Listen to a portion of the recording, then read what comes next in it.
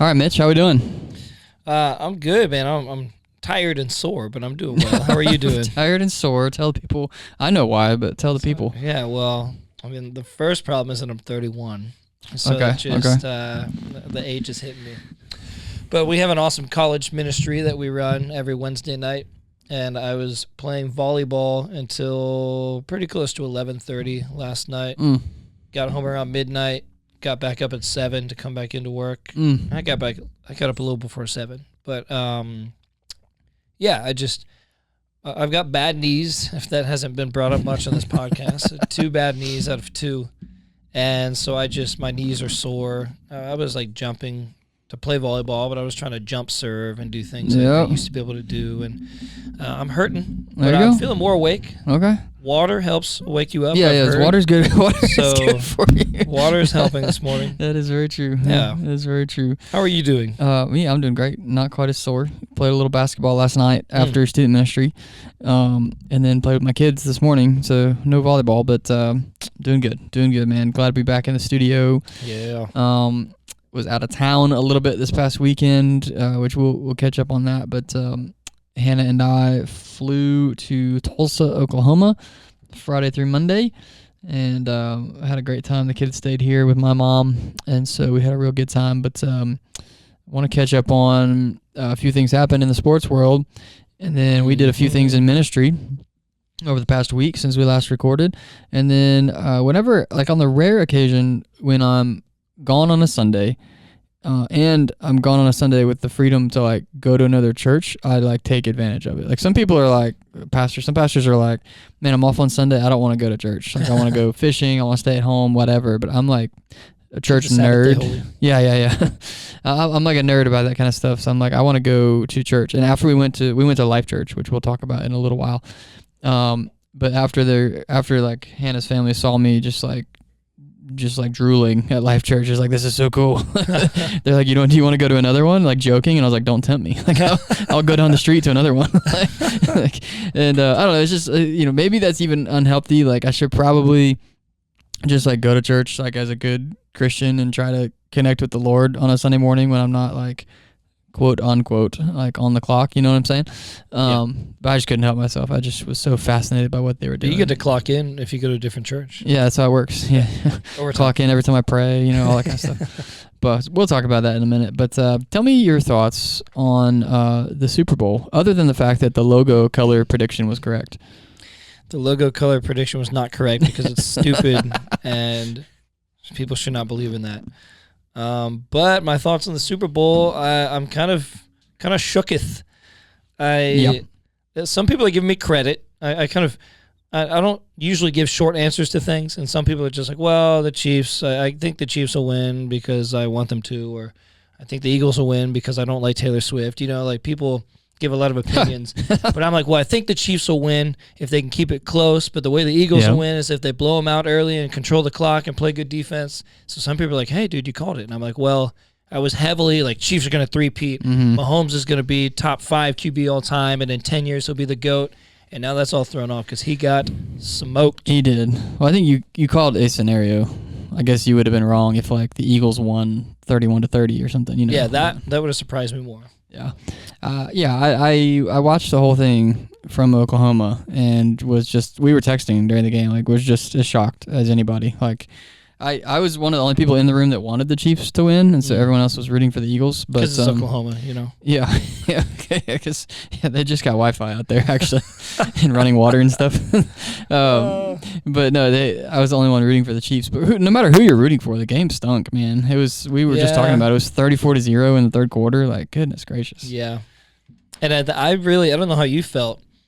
Like at that point, I'm like, okay, I would love for Mahomes to have a comeback win 35-34 after being down 34-0 in the third. But I was starting to be sure that wasn't going to happen. And so I was like, at least shut him out. Like there's never been a shutout in the Super Bowl. I'm like, I want to watch some kind of history, And I mean, technically we saw a little bit of history. Like it's only, the Chiefs, we've talked about this. The Chiefs went to 5 Super Bowls out of 6 years. No one's ever done that. They're only the 4th team to ever go to 3 in a row.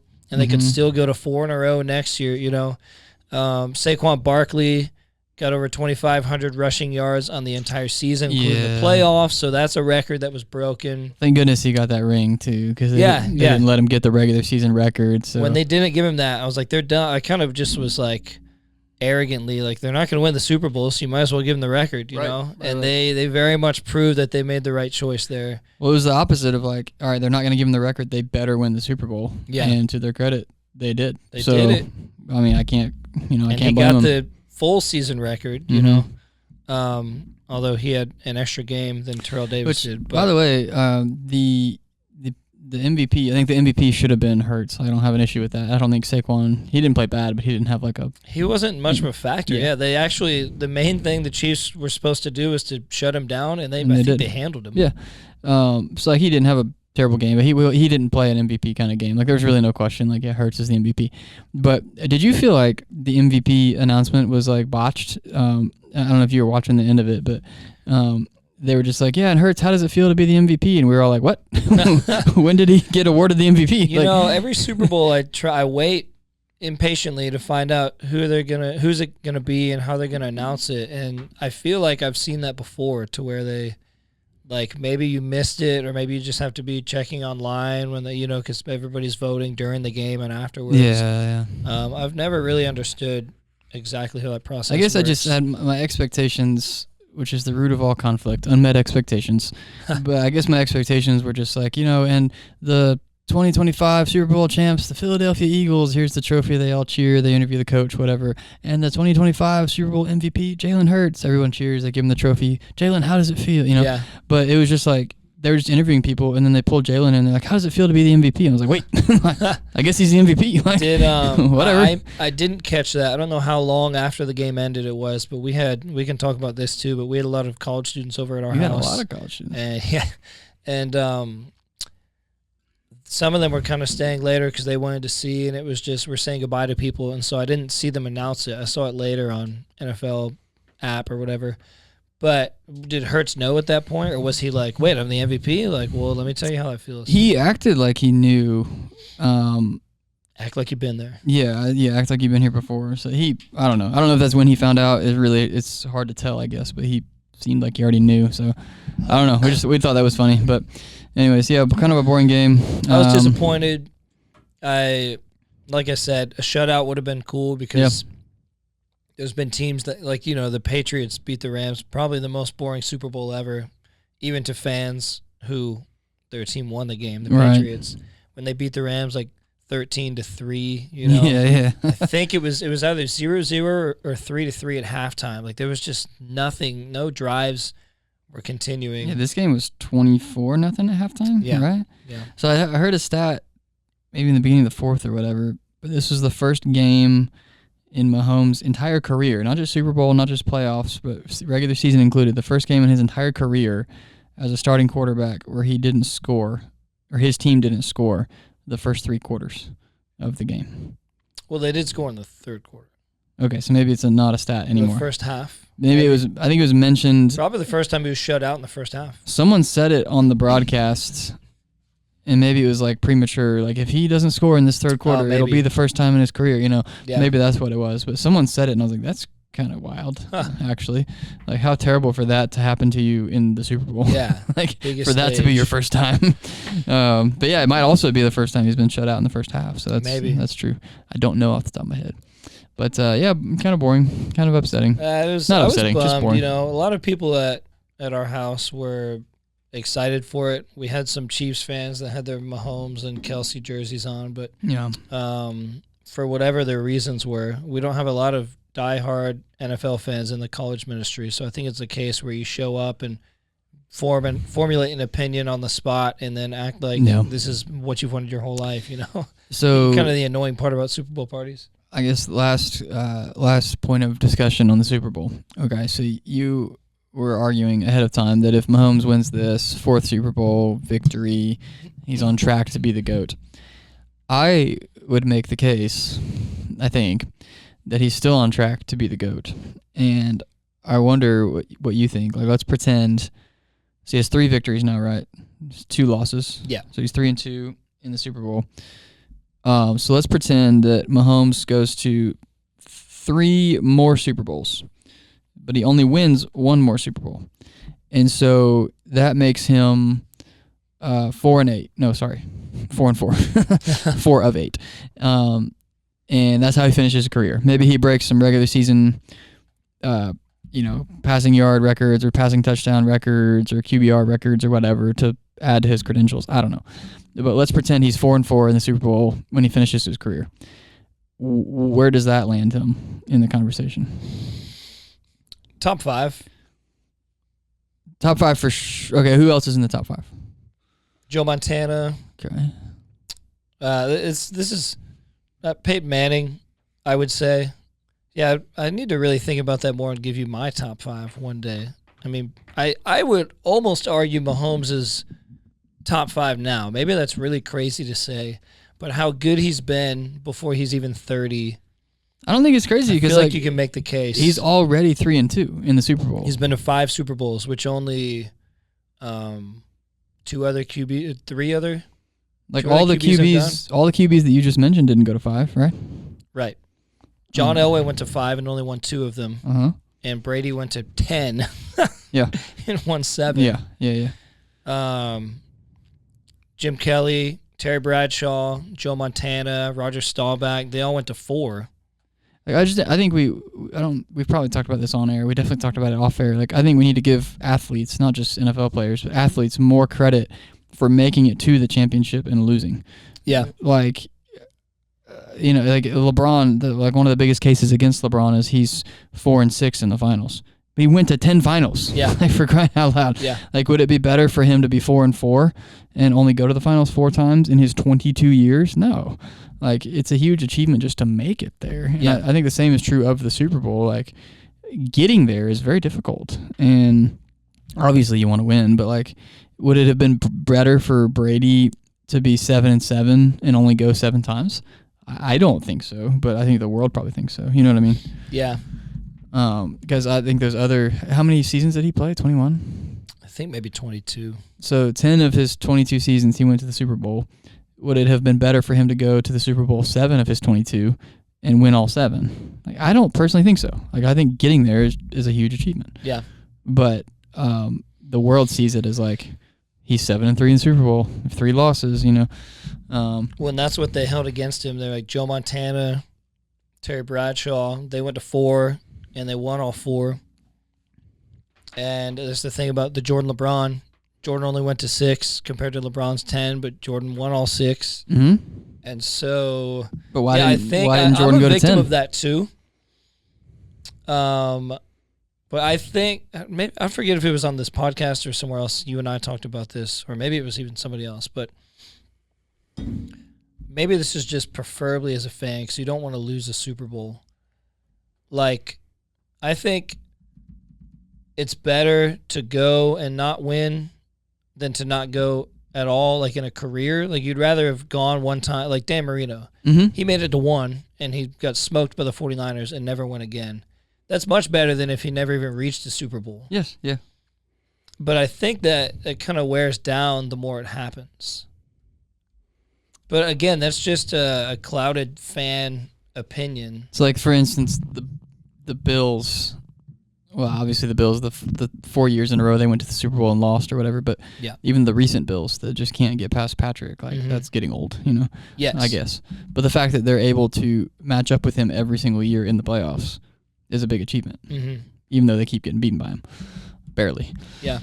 So, anyways, I think back to Mahomes. I think he's still maybe on track is too strong of a phrase. I think he's still in the running to take the GOAT status. Yeah.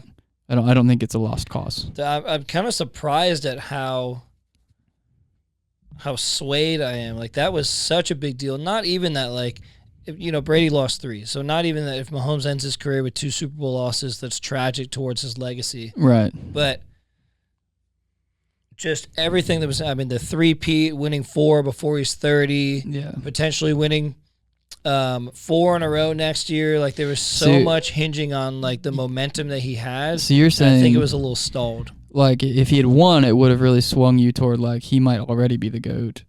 But since he lost, it's kind of swung you the other way, where like he's like almost not even able. Well, I think he still is, but maybe I'm just being way over dramatic, but I think winning or losing that it was a huge factor on if he can become like the GOAT one day. Because then now I'm just brought way back down to earth. Like he could never. There's potential that he never goes to another Super Bowl again. You know? It's true. Now I think I'm just thinking negatively. Like they've gone to 5 out of 6, so it's unlikely. And especially the last couple of years, his teams have not been that great, and they've still made it. Well, as long as Mahomes and Reed are there, I think they can go back. It took Brady another 10 years to win again or something, right? So I mean, yeah, he went to 2 between, but he won 3 out of like his first 4 seasons as a starter. And then, ironically, they asked him after the 3rd one, "What's your favorite Super Bowl?" And he said the next one. Mm-hmm. And then he didn't win another one for 10 years. Yep. Yeah. But yeah, he's in his well into his 30s, and then he wins 4 more. Past his 30s and into his 40s. This could very well be a turning point, one way or another for Mahomes. Like I think it could light a fire under him. Like never let this happen again. And if he wins 5 more Super Bowls, this becomes a moot point. Like who cares about the Eagles' loss? But it could also be like you said, he never goes again, and this could be like tragic for his career, where like his humanity showed. Like he's a real person that he'll could get still be sacked. first ballot Hall of Fame. If he retires tomorrow, Yeah. he'll be a first ballot Hall of Famer when he's eligible. Yeah. Anyways, if he doesn't go to another one, depending on how he is statistically the rest of his career, he could still make a case to be top 5. Oh, for sure. Yeah. The craziest thing to me, I'll just say one more thing about the Super Bowl. One more thing. One more stat. The craziest thing, because Mahomes was so pressured and sacked so many times and forced to throw it away and throwing interceptions and whatnot, the Eagles did not blitz one time. They had 0 blitzes. Because their front 4 was so good. They never blitzed. That's the craziest I wouldn't have stat guessed that. I would have thought they blitzed the entire game because Yep. of how much pressure he had. Yep. That to me is the craziest stat. He got sacked 6 times or whatever. I lost count. But that doesn't mention like what you said, all the high single digits. That's what you mentioned about even if it wasn't a sack, it was a lot of pressure, like 0 blitzing. Sometimes they rushed 3. Yeah. And still got to him. Crazy. Jawan Taylor's going to go. That's my second last thing. Who's that? I'll say.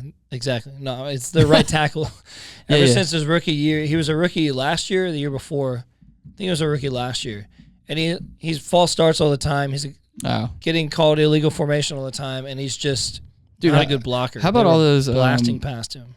Extra points and field goals that were like called back. Not called back, but like you had to re-kick them or whatever. Yeah. I was like, this like again? Like they kept it was ridiculous. Man. Okay, all right, moving along. Let's talk about let's recap ministry over the past week. We've had a few things happen. And then which by the way, we're now on the NBA All-Star break. Magic won last night. Last night and Monday night, Paulo finally looks like himself again. Oh my gosh, it took forever. But he looks like vintage Paulo again, which is I'm so grateful for that. So I'm not super in tune with the NBA. The All-Star break, does that mean there's like a week where nobody plays? There's a week of no games. Interesting. And then this weekend is like 3-point contest, dunk contests, Rising Stars game, All-Star game, whatever. Paulo and Franz have All-Star stats, but they didn't play enough games to be eligible. So like if they hadn't gotten hurt, they would both be there this weekend. But we have 2 players in the Rising Stars game. So Anthony Black and Tristan Da Silva are in the Rising Stars game, which is kind of cool. And the way the All-Star game is working this year is it's not East versus West. It's a tournament of multiple teams. Okay. And then the Rising Stars game has always been a tournament of multiple teams. So that's kind of where the concept came from.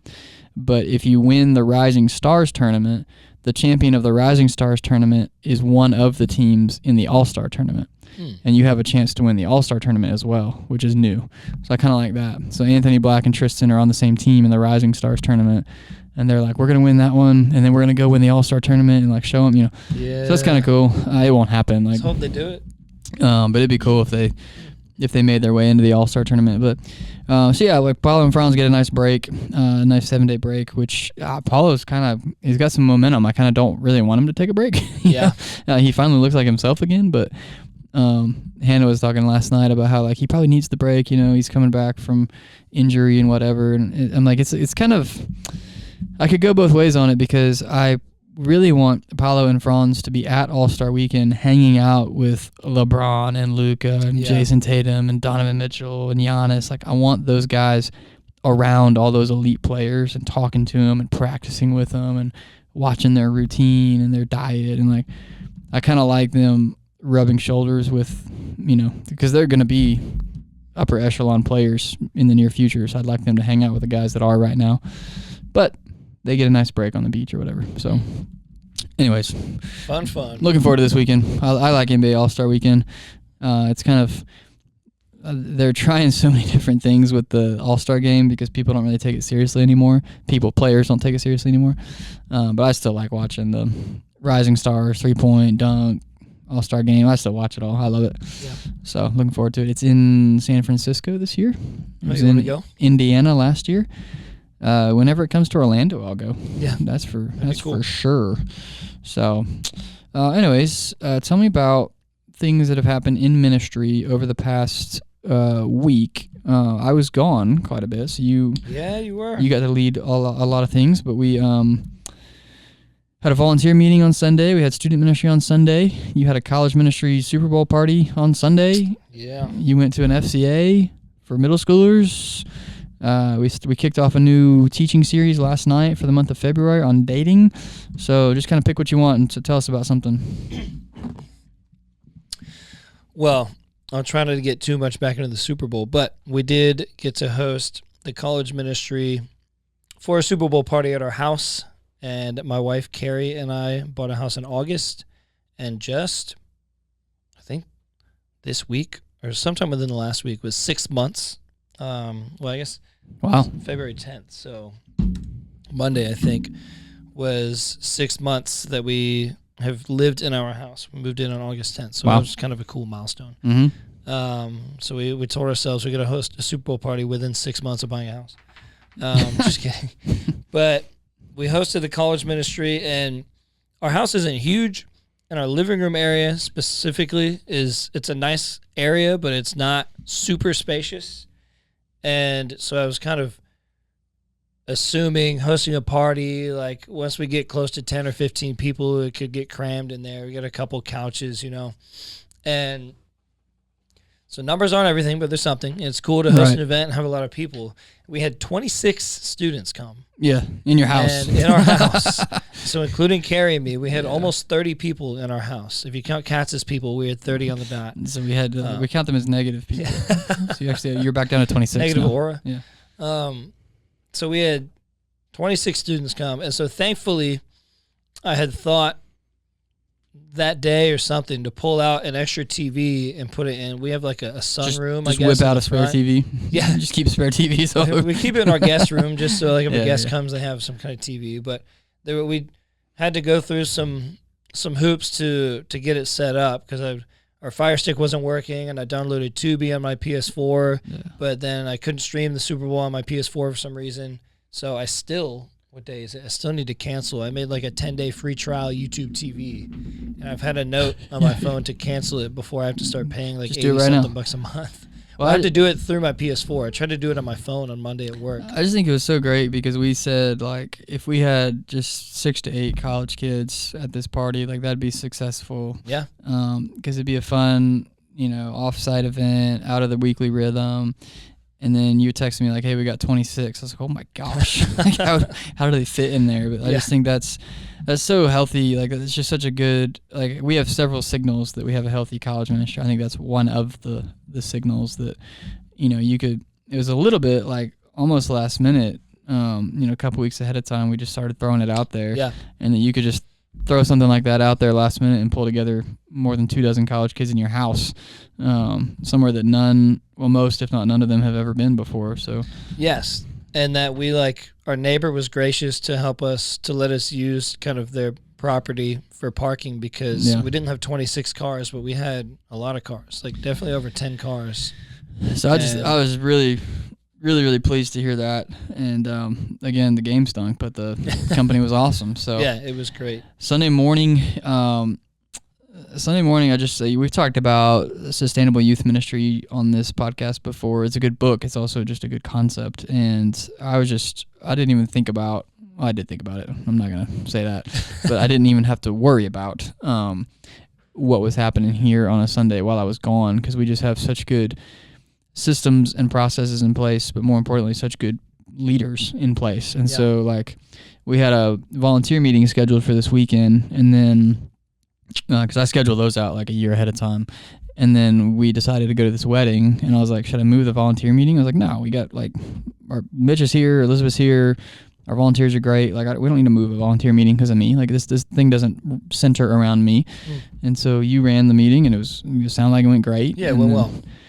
We had student ministry with good curriculum and good small group leaders, and other than me and Hannah, I think we're only missing one other leader or something like that. Yeah, a couple people were getting over a sickness. Oh, that's right. Yeah, two people out, plus me and Hannah out too. But the majority of our leaders were still there. Great. Like, I think our best attendance in 2025 on a Sunday for student ministry and for our campus as a whole, by the way. That's good to know. So those things probably rise and fall together. But yeah, you just crushed it while I was gone. Like, I didn't even have to. I did think about it. I won't say I didn't think about it, but I didn't have to worry about it. Like, I just knew. I was like, it's all handled, because we got such great systems and processes in place, and we prepped all of last week for all of those things. And so you just kind of showed up and ran it. Now, you had a lot to run. Like, you had to go pick up donuts, and then go pick up coffee, and then run the meeting, and then do announcements, and then run your small group, and then clean up. Like, you were all over the place, I bet. But when that was fun, I took your advice and I had our guys hang back when I sent everybody to groups, and we just, in a few minutes, just tackled, take down the stanchions, bring in the signs and flags. Nice. Everybody was in their rooms by then, so we took their the signs up to show which small group room was which, and nice. And then we had a really good small group after. So it was good. It was a great Sunday. Good. Other than wanting the Chiefs to win. Yeah. Any reflections on like Sunday morning as a whole for you? Just echo what you said. I mean, it's not like I'm the superstar and I did so much that we usually need both of us to do, but like Sustainable Youth Ministry is such a good book and a cool phrase or principle to be like, if I guess I'll just give some encouragement. Like, if you maybe you don't have that much help and you don't have like super qualified people to fill in for you, but like you shouldn't do everything by yourself and just feel so prideful because like this ministry wouldn't be running if it wasn't for me. Yeah. Like, you're actually doing something wrong if it's so hinged on you that when you're not there, it falls apart, or if you leave, then the ministry is going to just be destroyed. Like, doing it well means you're putting good systems in place to where if you're not there for a weekend, or if eventually you move on to something else, like it just continues to get better whether you're there or not. Right. And so I think you've set a good culture here for that. I think that's a wise word, because I think if you're absent for a weekend and things go awry, or if you leave for good to take another position somewhere and the ministry dwindles, it kind of feels good, like in a fleshly way. It feels good because you're like, man, they really needed me over there, Yeah. But it looks really terrible on your leadership. Like, you're actually a better leader if you can be absent for a weekend and things run better in your absence, or if you leave for a different position and the ministry grows when you leave. It kind of, in a fleshly way, it feels bad because you're like, man, what? Was I the thing holding it back? But no, like, you were the thing setting it up for a new season of growth. And so I think that's a really wise word. I actually feel like it's like things are so settled here. I feel like we could both be gone and it would run fine. Yeah. We could we could have different volunteers do different aspects of things. Like this volunteer would be really great at announcements. This volunteer would be really great at getting their group to set up and clear and tear down. And this volunteer would be really great at X, Y, and Z. I feel like it's at a place now where we could both be gone. I don't, schedule wise, I don't think that will ever happen. But I think that happened sometime in the last year. It was like Toby, Elizabeth, and Alex ran the show on a Sunday morning. It was, Gavin did something. Oh, that's right. Gavin, we gave Gavin our keys, and Gavin ran the show. What was that for? I don't remember. But anyways, it ran fine. Yeah. And we just Labor gave Day him weekend, maybe. I don't know. It's probably the last. We Sunday gave him our campus pastors phone number and just said, hey, if there's an emergency, call this guy. But I think he already had his phone number. But anyways, like if there's an emergency, call this guy. But generally, like you can just run it on your own. And so I feel like we are in a place, which I think that kind of speaks to like, yeah, we're a large church with a lot of staff. Like there's no denying that. But I think even if you're a small church with little staff and small budget, this concept still applies to you, because I think you can put systems and processes in place to where you could be absent and your volunteer team could run things in your absence and run it just fine. And so I was, just another, I'm not gone very often on a Sunday, but when I am, it's just always encouraging to see that y'all don't need me. Like everything's fine. So I love that. FCA at Oak Park is amazing. Last night, I'm just thinking back through stuff that's happened. Last night, we kicked off our February series with middle schoolers, high schoolers, and college students, a 3-week series on the topic of dating, defining the relationship, pursuing God's design for dating. It's a 3-week series. We're going to talk, or last night we talked in week 1 about singleness. Week 2, we're going to talk about the purpose of dating, which is for marriage. Spoiler alert. If you're not ready to get married, you ain't ready to date. And then week 3, we're going to talk about who should I date. Spoiler alert, Christians should only date other Christians. But last night we talked about singleness from 1 Corinthians 7, because what other passage would you use when you're talking about singleness? And I felt good about it. I'm excited to kind of watch the recording, watch some game film, and see how it feels and landed as a listener. But how'd you did? I did high school, and then you did middle school while I was doing high school. So you did middle school simultaneous to high school. Yep. And then after all that, you did college. How'd you feel about the message with middle schoolers and middle schoolers and college students? I felt good about it. You and I were talking this morning, reflecting a little bit. I went a little quicker with middle school, not really intentionally. That's just kind of the way it played out. But my wife, Carrie, was in there, and she was like, I think that was like perfect timing. Like it was short and sweet, but it was like a good short and sweet. It's not, you didn't rush through it, but you didn't stretch it out just to fill more time. And I try to be relatable to them and try to, I kind of addressed the thought that maybe some of them were having, because we have like some 11-year-olds in there, and I'm like, yeah, the title is about how it's okay to be single, and maybe you're thinking like, okay, I've never even wondered if it was okay to be single. Like I'm not even a teenager. Who cares? Yeah. So I tried to prep them, like, pay attention to God's word and to like this message, because maybe you don't care that you're single right now and you're fine with it, but like a day will come where you struggle with that more, possibly, maybe not. I can't promise you're going to struggle with that, but it's common. And you're at least going to know people who are struggling with it. So, like, lean into this and learn from it so you can be ready for the next phase of life. And I think we had some good points to bring out of it. It wasn't just, is singleness okay? Yes. Here's what Paul says, and then we're done. Like, we drew some good points from the text. I think as we talked about this morning, I think this series is of particular interest to high schoolers because they're in the thick of it, generally speaking. Some parents are like, you can't date till you're 30 or whatever, but more realistically, you can't date till you're 18 or whatever. So, but generally speaking, high schoolers are in the thick of this season of dating or thinking about dating.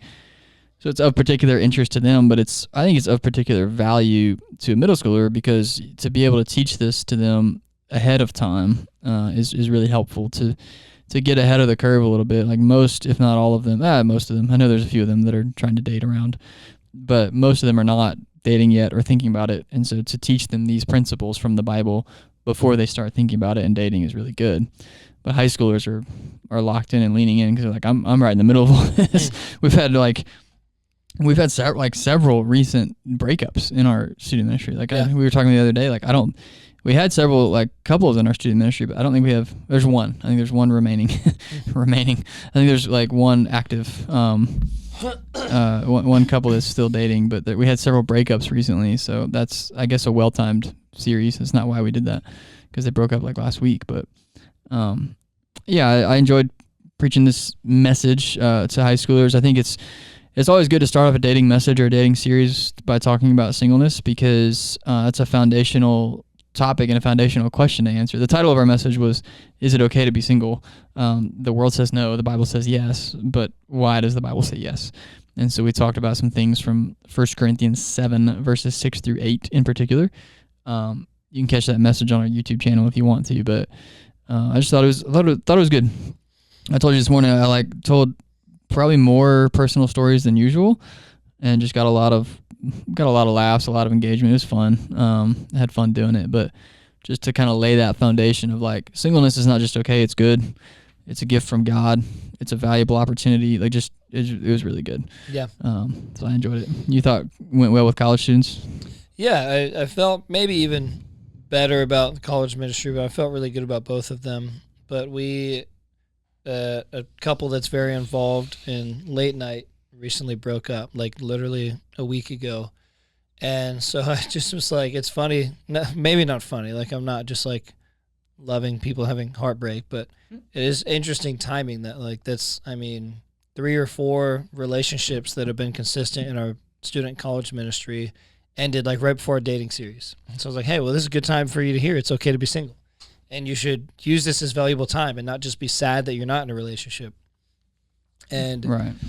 I think it is great to start with that because it's like when you're talking about dating and marriage and the purposes of it, like people need to know that like singleness is okay. Because if you're like, well, they're talking about dating, maybe they're thinking, I don't need to know about that either because I'm single. And if you get really sad and sulking in the fact that you're single and wish you weren't, you might think, when am I ever going to date? And right. So it's good to just start out. I kind of point out the irony, like, hey, don't you love a married person telling you that it's okay to be single? Like, yeah. A student this morning that heard I preached on that was like, but you're not single. And I was like, believe it or not, I used to be. Yeah. And not many people know that, but I was single once a time. That ago. Logic is so silly. Like think back to our Hot Topics series. Like, we preached on racism. Like, well, you're white. Or like, we preached on homosexuality. Like, well, you're not gay. It's like that logic doesn't really follow. I mean, I guess it's good to be sensitive to it. Yeah. But like God's word talks about it, which is all the authority I need. Like I think the life experience is valuable and supplementary, but if all I have is what God's word says about a topic, that's all I need, you know? Mm-hmm. Like I know you know that. I just like it's kind of funny to hear someone say like, you preached on singleness? You're not single. Like, well, I don't have to be. Like, yeah. You know, I should be sensitive to the fact that I'm not, but like I don't have to be because right. God's word talks about it. So anyways. I'm excited for the next 2 for this series. It's a good one. Yeah, it's gonna be good. It's gonna be good. All right, quick.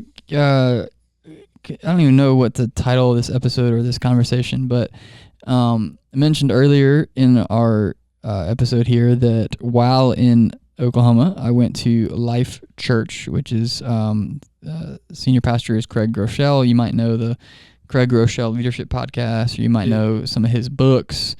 You got to title this From Okahumpka to Oklahoma. I can do that.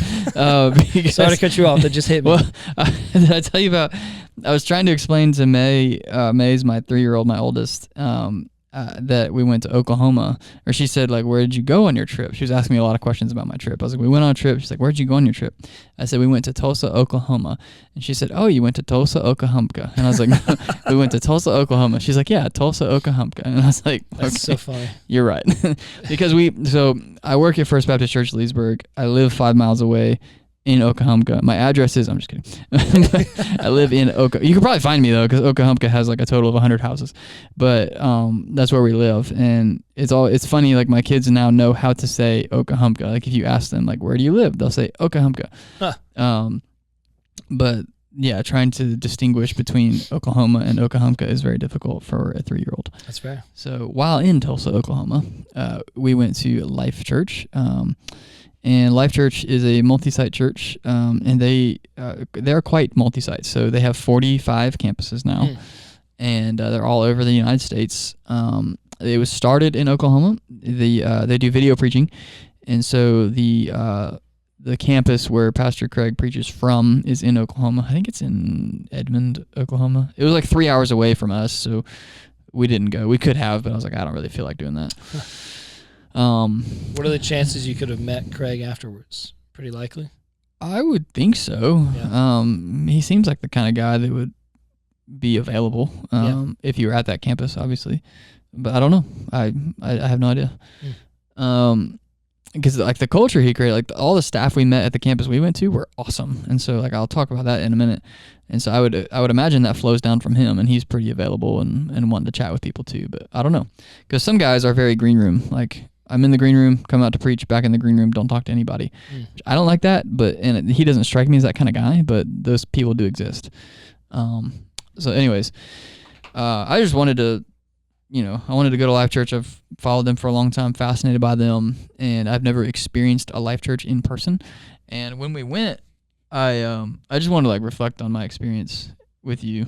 And then we're also a multi-site church, so like what can we take, what can we leave from them? But I wasn't going to talk to anybody. I was just going to go undercover and just attend and leave. But we wandered into the kids area, and their kids pastor, so they ordain women. So their kids pastor, Lauren, she spotted us as out of place right away because we were. She's like, "Can I help you guys?" And I'm like, "Yeah." At that point, I was like, I have to blow my cover. I was like, "I'm a pastor from a church in Florida. We're just here for the weekend at a wedding. Just love your church. Wanted to come hang out." I was like, "I have 3 young kids. Do you mind if I just, like, is it creepy if I just wander around your kids area?" And she's probably thinking yes. And so she goes, "Let me show you around." And so she showed us around. And I'm glad she did, though, because she was showing us around, and it was so awesome. Like I've followed Life.Church for a while. I have some family that go to this campus that we attended, and so like I've even talked to them about their experience there or whatever. I've never been before, and so I was talking to Lauren, and she's like, "Yeah, every Life.Church campus literally has the physical, literal same blueprint. Like their facilities are exactly the same." And so there's like if you go on their open network website, because all their stuff is free and available. If you go on their open network website, I think there's a blueprint for like a medium-sized campus and a blueprint for a large campus. But they're all the exact same blueprint. And so she's like, birth through 5th grade, which is what she oversees, there's 9 kids classrooms at every campus. And like Starry Night or whatever, I think was the classroom for like Piper, my 2-year-old. She wasn't with us, but would have been. And she's like, if you take Piper to any Life.Church, like in Oklahoma or Florida or wherever, she'll be in the Starry Night room. That's what it'll be called. It'll look like this, and it'll have the exact same toys in it as every other Life.Church in the nation. And I was like, at that point, my mind was blown. I was like, what? That's wild. What is this operation? This is amazing. And so at that point, I just kept bugging her with questions, and then I was like, all right, now I'm going to talk to everybody because this is awesome. And so I talked to their campus pastor, Melody, again, ordaining women, talked to their youth pastor, Allison, talked to their host team pastor, their hospitality pastor, Hannah. The only pastor at this campus that was a male was their worship pastor. Really? Oddly enough.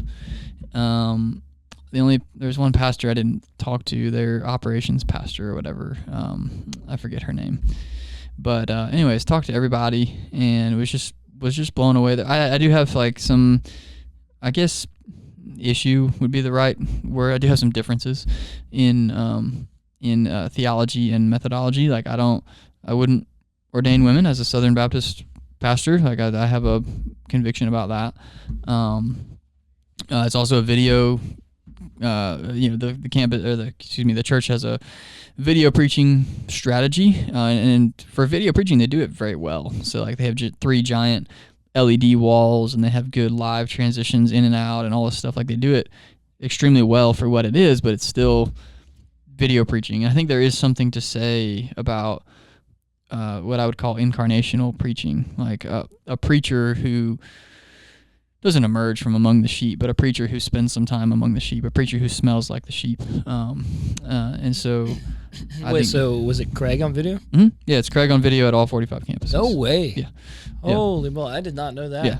Craig's on video at all 45 campuses, and they do video extremely well. So like if you're going to do video, do it like them. The concept of video I struggle with a little bit. Same. Wow. Now what you get is extremely high quality preaching everywhere, and consistent preaching and messaging and blah blah blah. So like I understand they're not the only people doing video. I understand why people do it. I just prefer incarnational preaching, if you will. They also don't offer anything for students on Sundays. is they have like some serving opportunities for students. Like if a student wants to be on the host team and be a greeter or whatever, they can go to church and then serve or something, which is fine. But they don't do anything for students on Sundays, which I like doing stuff for students on Sundays. Their big thing for students is on Wednesdays. They have the entire campus to themselves on Wednesdays for students. Not a huge fan of that either. I like to, if you're going to gather with something for all ages, reach the whole family, don't just reach the student. So I'm saying all this because like I have some differences in opinion with Life.Church, but was just blown away by the experience they created on a Sunday morning. It was top notch. Like I've never seen anything like it. Like even at Family Church, my previous church, a church of 16 campuses or whatever, and they do things a little differently. They're a Southern Baptist church, live preaching everywhere. So they're quite different from Life.Church in some ways, but they work really hard on their Sunday morning experience. Like this was even, I don't want to say better, but like just this was a different level, like a different animal. I was just blown away.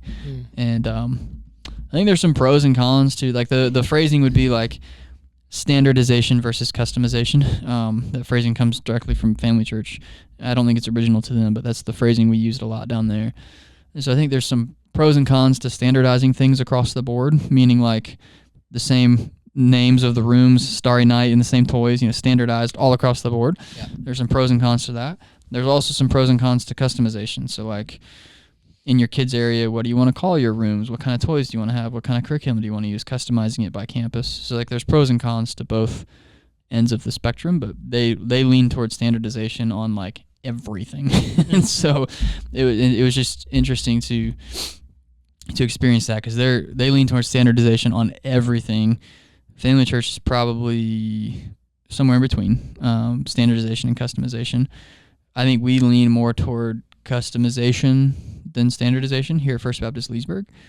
We might be moving more toward the middle. I don't know. We're kind of building the plane as we fly it, if you will. But anyways, I just was blown away. I know you weren't there. Yeah, I wasn't invited to the wedding. Yeah. I'll have to tell Courtney and Jeremy. If you guys are listening, you should have invited Mitch. Yeah. They are listening. I have a question. I have an answer for you. We'll see. Did you talk to them about why they don't have youth stuff on Sundays? Like that almost sounds like an in-between, like a Vody Balkum type that's like you shouldn't have a youth group. Like church is about everybody being together and like a service. Like is that they're a halfway in between? Like their conviction is that Sunday should just be about corporate worship and message, and then but also you can have like a student ministry on a different night. Yeah, they're definitely not Balkum. Balkum would not like Life.Church. But I think there's a few answers to that. I think one is really trying to strip down and narrow down what they do on a Sunday and doing very few things very, very well, if that makes sense. Yeah. And so stripping away, there's no adult groups on Sundays either. Oh, wow. So they have life groups that are off campus at homes throughout the week. There's student ministry on Wednesday nights on campus, whatever. But like there's no adult groups, there's no student ministry. There's preschool ministry. Actually, they just call it all kids ministry. Kids ministry is birth through fifth for them. So there's preschool ministry, there's kids ministry. I think there's a room for sixth graders. It's like a little transition if a sixth grader is not quite ready to be fully involved in the service or, whatever.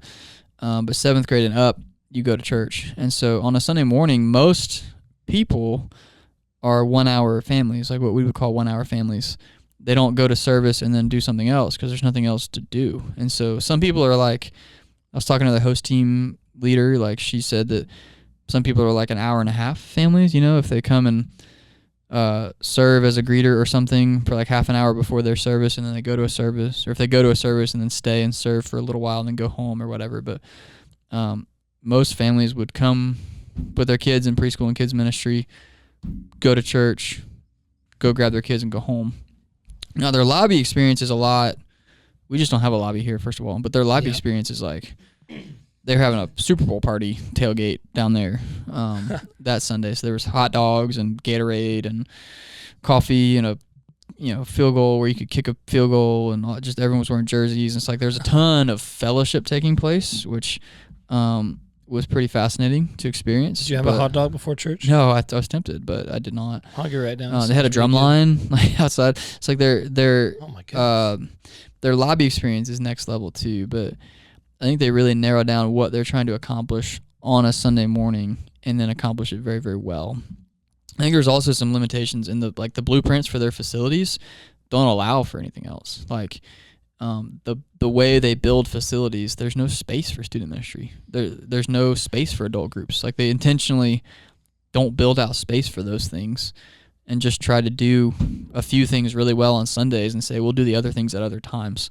Like students, you can have the campus on Wednesdays. Adults, you can do groups in homes. Like, so they're really very focused, which I admire that, like having a very narrow focus of this is what we do and we're going to do that thing really well. So,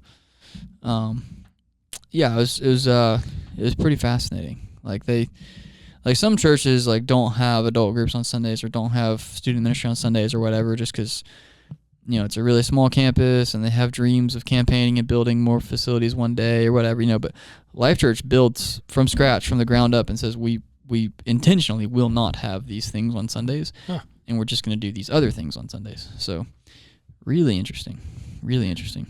Sounds like it. I guess the question to close here, because we're coming up on time, even though you didn't see it, you have a good experience here with a multi-site church. You think about church a lot, like standardization versus customization. What are some of the pros and cons? Where should we lean? Where do we lean now, I guess? Where should we lean? What do you think when you hear those terms, when you think of that spectrum as a multi-site church in particular? So it's crazy. I guess it's just new to me. I won't really call it crazy, but it's crazy to me. I'm just gonna say crazy. That to the T, how they have there's two blueprints basically, and every building is the same, and every down to every they have every room, the Starry Night or whatever, that has the same toys and the same age group, like that. Crazy. I don't know how necessary that is. Like that's kind of wild. Yeah. But like you've said, like they're doing it really well. You can disagree with some of their theology and if it's necessary to do what they're doing, but they're doing it well, it sounds like. I like specifically our downtown to our village park. Like also we're multi-site. We have 3 campuses, and they're 3 very different buildings, and so it's not nearly the same sanctuary and the same small group rooms or whatever. And I think that's fine. Like that's kind of cool in my opinion to have different building styles. I don't know of another multi-site church that has identical facilities. Yeah. It's like I didn't even know they had identical facilities. So maybe I'm just kind of out of the loop on that. But like, I think we, even though we only have 3 campuses, I think we're more the norm, quote unquote, in terms of like, if you're multi-site, your sites are going to physically look different. Anyway. Yeah. It's good to be flexible. Like our downtown to our village park, like our village park is called that because it's near the villages, which if you're not familiar with this area we're living in, is a very large retirement community in Florida. Like I'm convinced someday that Florida will just be called the villages and it'll take over from top to bottom. It's really grown. And so it's good to be flexible to your congregation, like not super flexible, like you just unnecessarily do things differently to appeal to the culture, but it's good to have some flexibility. But I like how what we're doing now with Ministry Grid, Project, no. You got this. I don't know what you're looking for. I'd help you out. Our Sunday curriculum. Gospel Project. I knew it had project in it. Gospel. To my knowledge, all of our small groups in all 3 campuses are going through like the same curriculum. I think that's pretty cool. Yeah. In terms of having families connected. Like if a parent wants to ask their kid what they learned about, like they have a heads up and they can relate, and maybe the parents learned something they didn't know, and I think that's really good for the family dynamic. I would prefer in-person preaching on most or all occasions, and so I'm not super that's up there with these same small group names or same daycare room names and same toys in each room. Like 45 campuses and you have campus pastors and like a ton of staff at each site, but it's just one person preaching to 40. Like that's kind of cool. It's fascinating in a way, but that's not my preferred style there. But yeah, a lot to take in, a lot to learn from multi-site churches that have been doing it really well for a much longer time than we have. I think the standardization, like I don't know that you need to standardize to their level, but it allows for a lot of like continuity. Like if a staff member leaves, it's not how do I put this?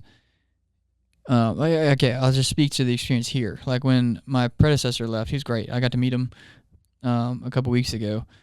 A great leader, but and it wasn't his fault. But like just the system we have here is very dependent on the leader. I think that's changing. I think we've put in place a more sustainable system. But like this is the case with most churches, and it was the case here. When the leader's gone, the ministry just kind of crumbles. And I think that's not the case when things are standardized across the board, and it's not like we're waiting on the next leader to come in and cast his vision and strategy. It's like, no, our church has a vision and strategy for how we do things, regardless of who the leader is.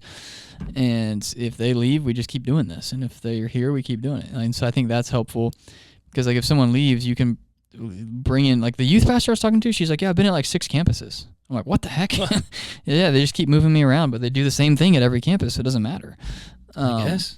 And so when it comes to like volunteers and staff, you're very agile because you can move people around very quickly when things are standardized. There's some money savings involved in standardization for sure when you scale stuff, whatever. But I think that's really helpful. As I reflected on our church, I was thinking about how like there are some unique pieces and aspects to each of our campuses, no doubt. But we're also like pretty standardized, like more standardized than I realized, not down to the toys in the nursery kind of thing, but like when you think about like our preaching, all 3 campuses have live preaching, but they're all working through this series in James right now. Same outline. And our worship ministry is very standardized, and oftentimes it's the exact same worship set at each campus on a Sunday. I don't know if you knew that or not. Not always, but oftentimes. Or we have one men's ministry for all 3 campuses. We have one women's ministry for all 3 campuses. We have one college ministry for all 3 campuses. Yep. We have one Christian care center for all 3 campuses. We have one school for all 3 campuses. We have one name. We have one website. We have one budget. We have one set of constitution and bylaws. We have one leadership structure. And so we're pretty standardized, and like honestly, the family ministries, preschool kids and students are a little bit behind. And I think we need to maintain some level of customization and uniqueness at each campus in each ministry. But I think we're probably the only areas that we're getting there, but that haven't been standardized across the board, if that makes sense. Yeah. So I was kind of reflecting on that. And we're maintaining some freedom in different areas. Like, for instance, we standardized our Sunday morning curriculum, but our Wednesday night curriculum at each campus is still in the customization category. Like, you can teach whatever you want from the Bible, but teach whatever you want. Like, that's Exhibit A. Clarification. Yeah. That's Exhibit A of, like, we are standardizing some things, but we're intentionally maintaining some customization across the board. But as I was reflecting on it, I was like, the family ministries, meaning, like, everything birth through 18, like we're really the only things that aren't standardized. Yeah. when you look at it, like there's probably like some standardization that could take place with like social media. I think we're a little behind in that area, or adult groups a little bit. There's maybe some standardization that could still take place there or whatever. But when you think about our church, I don't think we'll ever standardize to the level that Life.Church is standardized. I don't know that anyone will. That's just crazy. It's amazing in terms of like, it's just fascinating to observe and experience. But I don't think we'll ever get to that level of standardization. But anyways, that was my reflection on our church. So I think we're still kind of building the plane as we fly it. I think we have a great leader in Pastor Cliff who's striking the balance between standardization and customization very well. And so I think we're kind of following his lead on that. and his vision for our church and where he wants to be on that spectrum. And I like where he wants to be. So anyways, I'd just like to get on here and talk about sports, talk about recent ministry happenings, and kick around some sort of conceptual thing in the church world. And for this episode, I had a crazy experience at Life.Church and wanted to talk about it. It was pretty awesome. So any closing thoughts on just church philosophy, strategy, methodology at large? Any thoughts on that? I have another question that's like the most insignificant question I can ask. Okay, I'll give you an insignificant answer. They have 2 blueprint styles, right, for Life.Church? That's what they told me. That's what I told him. You ever seen that Buick commercial? Maybe. That's what they told me. I haven't looked on their website yet, though. It makes me curious. Again, this is like nobody else would really care. But out of the 45 or so campuses, like how many do they have? 20 and 20 of one blueprint and 25 of one, or are they mainly, they have like 36 of one and just a few of the other blueprint?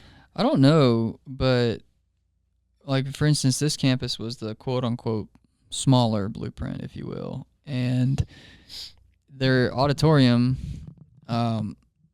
would seat, I think I counted like 450 chairs or whatever, so you can put 400 people in there comfortably.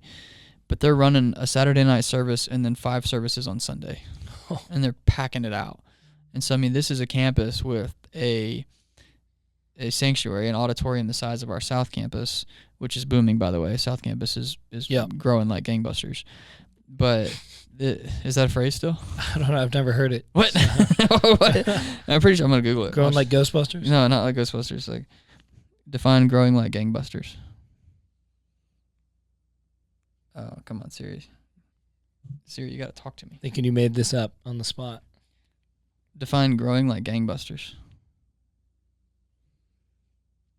I think we're spending too much time. We may never know. We'll Google it after the fact. I'll put it in the description. Yeah. But all that to say, like they have a auditorium the size of our South Campus, but they're probably running 2,000 to 2,500 people at that campus. Man. In terms of weekend attendance, because they have Saturday night service.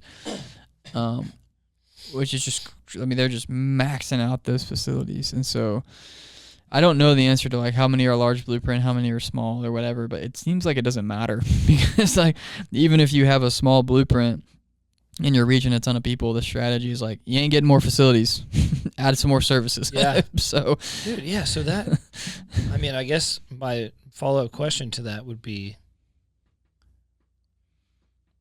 5 services on Sunday. I mean, do they go from 8 a.m. until mid-afternoon? Their last one was at 1 p.m., I think. Yeah. So it was like 8, 9, 10, 11, 12. I mean, you got to start at like 7. We went to the 10 o'clock, 11:30. There's a 1 p.m. So I guess it'd be 8:30. And then 2:30 or I don't know. It definitely went into the afternoon for sure. Man, no doubt. And then the Saturday night was 5 o'clock. Yeah, and it's not like that at every campus, but this one in particular was just growing. So it's a smaller blueprint, but it might have more attendees than the average. And it's not like, hey, you're growing, we're gonna build you a new building. It's like, nope, you're growing. This is what you got. Add some more services. And if it really becomes not an issue, but if it really becomes an issue, we're going to just put another church around that area. We're not going to add another building to your facilities. We're just going to put a church down the street. So, like, I think that's what they just did in West Palm. Was the whole time I was in West Palm, 8 years, there was a Life.Church in Wellington, which is a suburb of West Palm. And just when I left 3 years ago, they built a Life.Church in West Palm Beach. And so it's probably 15, 20 minutes from the Wellington Life.Church, but that's the strategy is like, we're not going to add facilities. We're just going to put another Life.Church nearby and have another campus down there. That's great. So anyways, this episode has been long enough. So let's close it out. I'm going to go eat some leftovers for lunch. I'm going to eat some lunch. Faux show. This has been another episode of Effective Student Ministry. This is Garrett. This is Mitch. Until next time. Bye. See you.